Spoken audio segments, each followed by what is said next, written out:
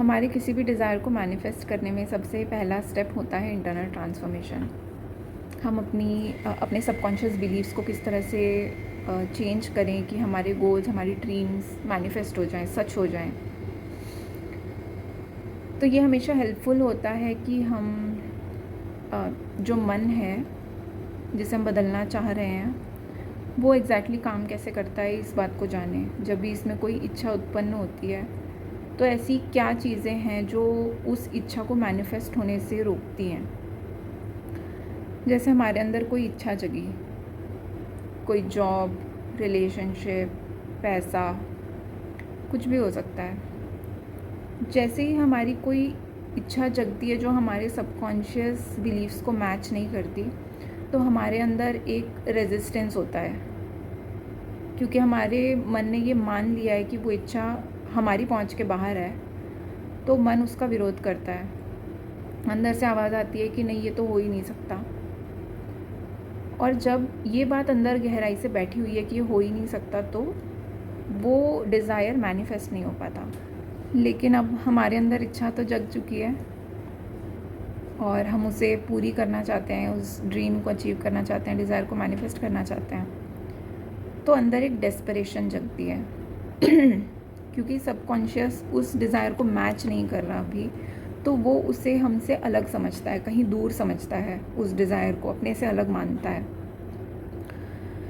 और ये डेस्परेशन को और भी बढ़ाता है।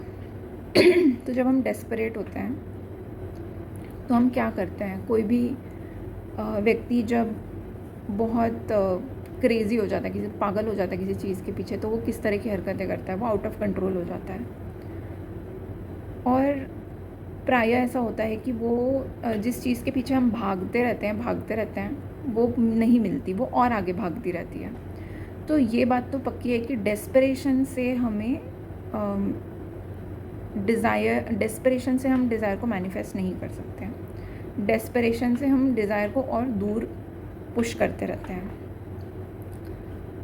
तो डेस्परेशन हटाने का क्या तरीका है, एग्जाम्पल से समझते हैं डेस्परेशन कैसा होता है। जैसे आप अपनी परछाई के पीछे भागते रहो तो वो और आगे आगे भागेगी, लेकिन जब आप उससे दूर भागने लगोगे तो वो आपका पीछा करने लगेगी। ऐसा ही केस डेस्परेशन का होता है। तो अब हमें अपने डिज़ायर के पीछे भागना बंद करना है, राइट। उसके लिए कुछ टूल्स का कॉम्बिनेशन अगर हम यूज़ करते हैं तो वो बहुत इफ़ेक्टिव होता है, क्योंकि हमारे दिन में इतने सारे अलग अलग फेजेस आते हैं। कभी हम किसी काम में बिज़ी होते हैं, कभी हम खाली बैठ के कुछ सोच रहे होते हैं, कभी किसी काम में बिज़ी होते हुए भी कुछ ना कुछ सोच रहे होते हैं, कभी हम किसी से बात कर रहे होते हैं, कभी हम ट्रैवल कर रहे होते हैं। बहुत सारे अलग अलग फेजेस होते हैं हमारे दिन में। तो किसी एक टूल पे कॉन्सेंट्रेट करना थोड़ा ट्रिकी हो जाता है, क्योंकि it will not serve the purpose the entire day, right. तो हमें जब डिज़ायर के पीछे भागना बंद करना है, जिससे कि हम उसे स्पेस दे सकें कि वो खुद चलकर हमारे पास आए। सबसे इम्पॉर्टेंट चीज़ इसमें जो टूल हमें हेल्प कर सकता है वो है ग्रैटिट्यूड, कृतज्ञता का भाव। जहाँ भी हमारा ध्यान जाता है वहीं पर हमारी एनर्जी चली जाती है। Where you place your attention is where you place your energy. जिस तरह की चीज़ों में हमारा अटेंशन जाएगा वहीं हमारी एनर्जी जाएगी, और वैसी ही चीज़ें और ज़्यादा क्रिएट होंगी हमारी लाइफ में।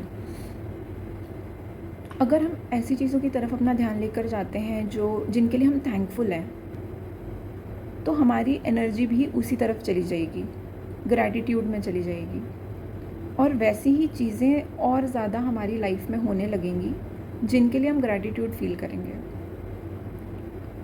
और उन्हीं में से एक होगा हमारा डिज़ायर, जो मैनिफेस्ट करेगा जब हम कृतज्ञता के भाव में होंगे, जब हम ग्रैटिट्यूड के स्टेट में होंगे।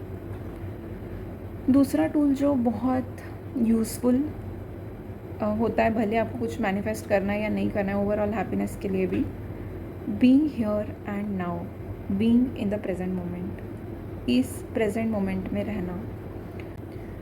प्रेजेंट मोमेंट में रहने से होता क्या है, होता ये है कि हम पिछली बातें जिनसे हमारा माइंड कंडीशन हो चुका है, या फ्यूचर सोचना, ये दोनों चीज़ें बंद हो जाती हैं। और ये पास्ट और फ्यूचर जितनी भी थिंकिंग होती है हमारी, ये सब हमारे सबकॉन्शियस बिलीव्स के बेसिस पर ही होती है। और इस समय क्या प्रॉब्लम है, हमारी सबकॉन्शियस हमारे डिज़ायर को मैच नहीं कर रही। तो जब हम प्रेजेंट मोमेंट में होंगे, पास्ट और फ्यूचर की थिंकिंग का फ्लो ब्रेक हो जाएगा और हमारे डिज़ायर को मैनिफेस्ट होने के लिए फिर से स्पेस मिलेगा। तो being in the present moment is your second tool.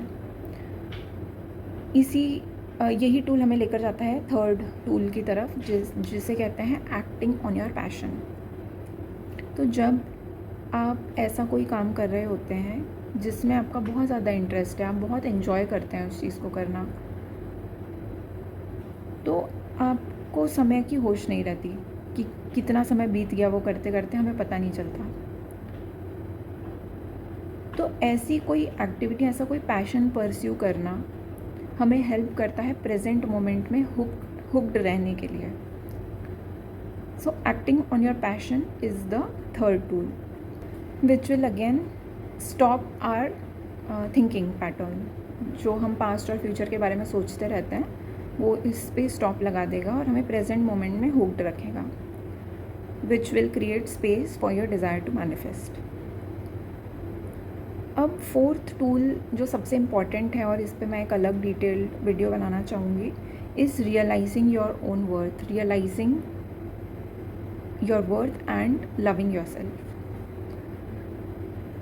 जब हमें दिख रहा होता है कि हमारी रियलिटी में, 3D रियलिटी में कोई डिज़ायर मैनिफेस्ट नहीं हो रहा, हम चाह रहे हैं कि ये चीज़ पूरी हो जाए पर वो नहीं हो रही, तो अंदर एक बहुत इम्पॉर्टेंट या डोमिनेंट भाव ये होता है कि शायद I am not worthy of that desire और वॉट एवर आई नीड। मैं उस लायक नहीं हूँ, इसलिए वो सच नहीं हो रहा, मैं वर्दी नहीं हूँ। ये भाव अक्सर डोमिनेट करता है जब डेस्परेशन होती है। उस समय हमें ये याद रखना है कि भले 3D रियलिटी में हमें वो चीज़ नहीं दिखाई दे रही, इसका ये बिल्कुल मतलब नहीं है कि हम उसके लायक नहीं हैं। You are always worthy, you are worthy of everything.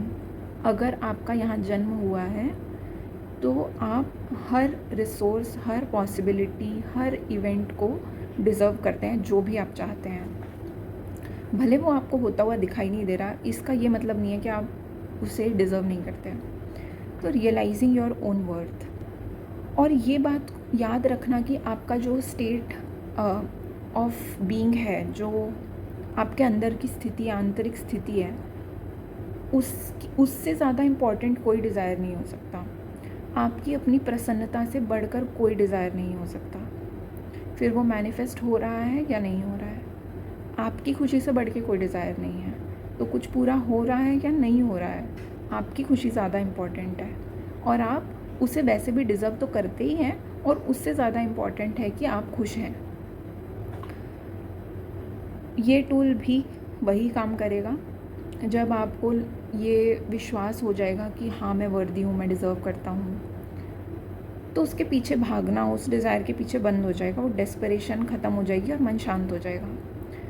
इससे स्पेस क्रिएट होगा कि डिज़ायर को मैनिफेस्ट करने के जो भी प्रोसेसेस हैं, जो भी स्टेप्स हैं, वो आराम से एग्जीक्यूट हो जाए आपकी मेडलिंग के बिना। क्योंकि आप जब उसके पीछे भाग रहे हो तो जो भी चीज़ें चाहिए उस डिज़ायर को पूरी होने के लिए, आप उसमें ब्लॉक बनते हो। We block those things, and when we stop the meddling, जब हम उस डिज़ायर के पीछे भागना बंद करते हैं, तो हम वो कंट्रोल और मेडलिंग भी बंद कर देते हैं, जिससे कि स्पेस मिलता है हर उस स्टेप को पूरा होने के लिए जो आपके डिज़ायर को मैनिफेस्ट करने के लिए ज़रूरी है। तो डिज़ायर जगती है, टू सम इट अप, हमारे अंदर डिज़ायर है, हम डेस्परेट हो जाते हैं, उसके पीछे भागने लगते हैं, वो डिज़ायर कभी पूरा नहीं होता। इसको रिवर्स करना है हमें। डिज़ायर को पूरा करना है तो इच्छा मन में जग गई, पर हमें उसके पीछे भागना नहीं है। उसके लिए 4 टूल्स हम यूज़ कर सकते हैं अपनी डेली लाइफ में। सबसे पहला, ग्रैटिट्यूड, अपनी एनर्जी को पॉजिटिव चीज़ों की तरफ लेकर जाना। दूसरा, being in the present moment by hook और बाय क्रुक। जैसे ही आपको रियलाइज़ हो कि मैं आगे पीछे का कुछ सोच रहा हूँ, पास्ट फ्यूचर का, तो तुरंत आपको प्रेजेंट में आ जाना है। Third tool which will help you hook your self in the present moment is acting on your passion. जितना भी पॉसिबल हो, जिस एक्सटेंट तक पॉसिबल हो, आपको अपने पैशन के ऊपर एक्ट करना है। और फोर्थ टूल है realising your own worth, loving yourself, always prioritising your own happiness over any other desire.